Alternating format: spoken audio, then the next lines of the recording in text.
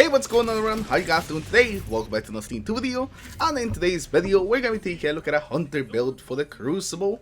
With trials coming up in just 2 days, I wanted to talk about this build that I've really been enjoying in the Crucible. This is a build that everybody can take advantage of, no matter your skill level, whether you're somebody that's just getting into the Crucible to maybe get some of the trials weapons and then get out, or you're somebody that regularly plays the Crucible.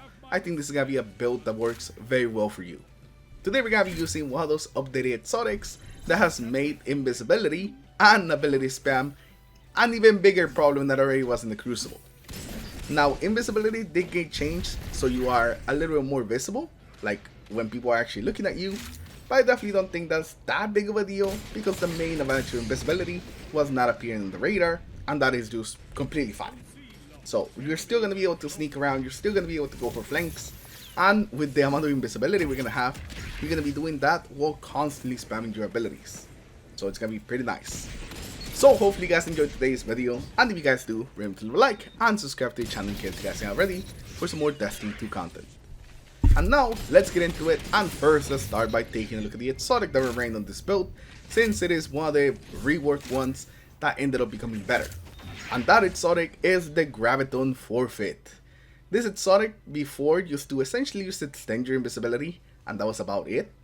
But now whenever you are invisible, you get increased grenade, melee, and class ability recharge. And this can actually stack up multiple times, allowing you to regen your things even faster.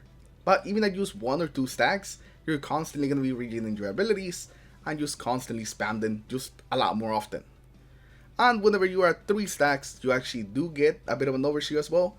It's not a big overshield, so you definitely shouldn't depend on the overshield for like helping you too much. It is really mostly about spamming the abilities. And one great thing about this buff as well is that that timer on the buff doesn't start going down until you actually break invisibility. So the whole time you're invisible, you're actually regenerating your abilities faster, but the buff is not actually counting down.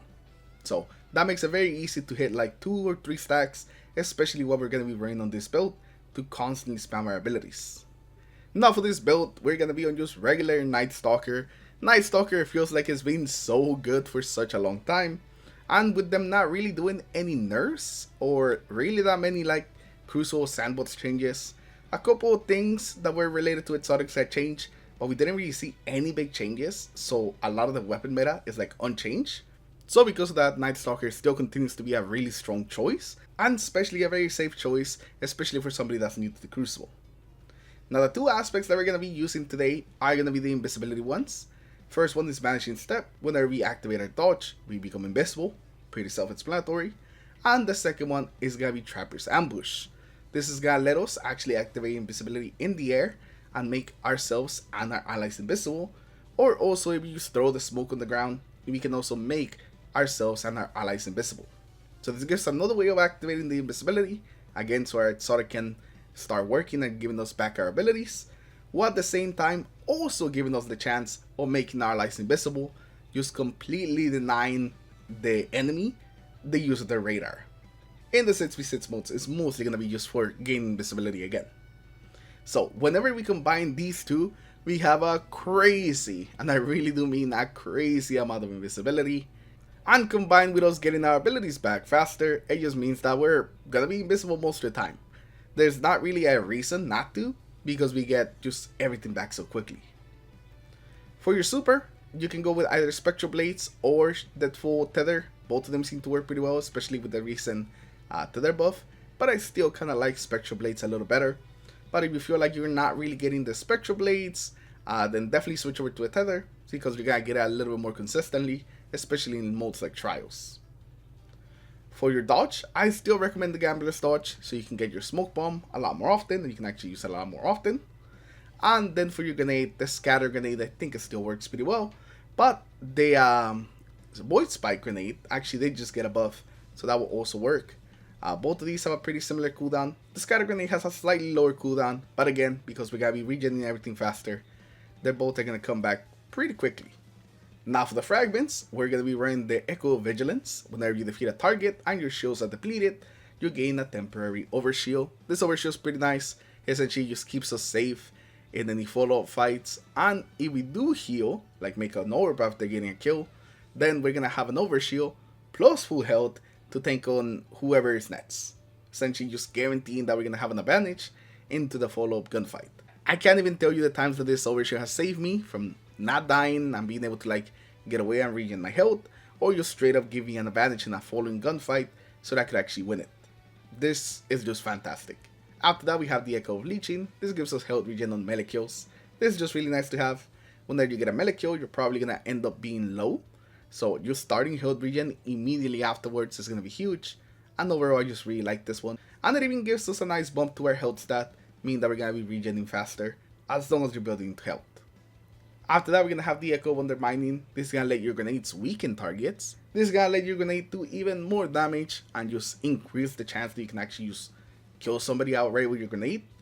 And this one actually got a bit of a buff this season, because instead of being a -20 stat to your grenade, now it's only a -10. And lastly, for the final slot, I had the Echo of Explosion. So whenever we get any void ability kills, like with our grenade, they make a explosion that can damage anybody else that's around. That one and this one works pretty well together, but even instead you want to go with something like Echo Persistence for increasing your invisibility time even longer, as well as your overshield time. That can also be a pretty good choice. I feel like these two you could just switch between them as you see fit, but I ended up keeping the Echo Explosion because it gives us a nice bonus to our super stat. Now when it comes to the weapons, we don't really have a specific loadout that you should go with here, but like I explained before, the hand cannons, the pulse rifles, those are still really good choices. Fusion rifles like Zealot's Reward, the new Riptide with the Zealot's Reward like roll, it's also really good. Basically, the same things that were good last season, which is the pulse rifles and the hand cannons, are still really good this season. Plus, the scout rifles like the Mida also got a bit of a buff, and now are much better if the map is a little bit longer. But a hand cannon like a 120 or a 450 pulse rifle are still going to be very good. Lately I've been using the new Crucible hand cannon a lot. This thing feels amazing, and if you guys haven't gotten a good one, it drops quite easily in the Crucible. I definitely recommend this one, especially if you love hand cannons. The roll still exists. There's so many good weapons that just equip something that you'll feel comfortable with, and let the rest of the build, the invisibility and the ability spam, just essentially carry you to victory. Now when it comes to the stats that you're looking for on this build, you always want to have around 160 to 170 health. This is used so you can actually recharge your shields faster, so you don't have to spend as much time out of combat whenever you take some damage. Overall, it just makes a huge difference. When you start playing with a high health stat in Crucible, you basically could never go back. After that, you want to get your super as close to 100 as you can, just so you can actually use it in modes like competitive and trials consistently. And then the rest of the stats, basically you just dump them into the regular things: class, grenade, melee. As long as you're around 60 to 70, you're gonna be in a pretty good spot because of all the regen we're gonna get from the actual helmet. The weapon stat usually doesn't really come into play in Crucible unless with like very niche cases, but if you're using a pulse rifle or a 120 hand cannon, then those cases don't really apply to you. The dim link in the description also come with all the mods that I have equipped in here. They're basically pretty standard mods, nothing really crazy, just so you can make some more orbs, so you can have some better movements, so you can regen even more abilities when picking up orbs, and also so you can get a bit more grenades out there with grenade kickstart. Pretty normal stuff. So as long as you change the inflations and the targetings, you should be pretty good to go when you equip this. Just match them to whatever your weapons that you end up going with actually are. Lastly, is there actually anything in the artifact that's actually going to help this build? Not really.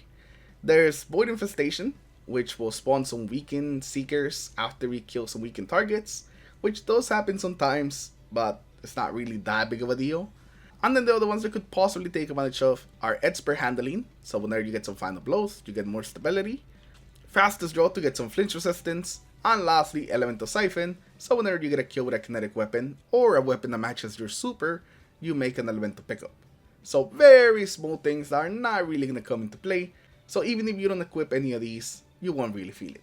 It really is just on its own without needing anything in the artifact. And with that, that's pretty much the whole build.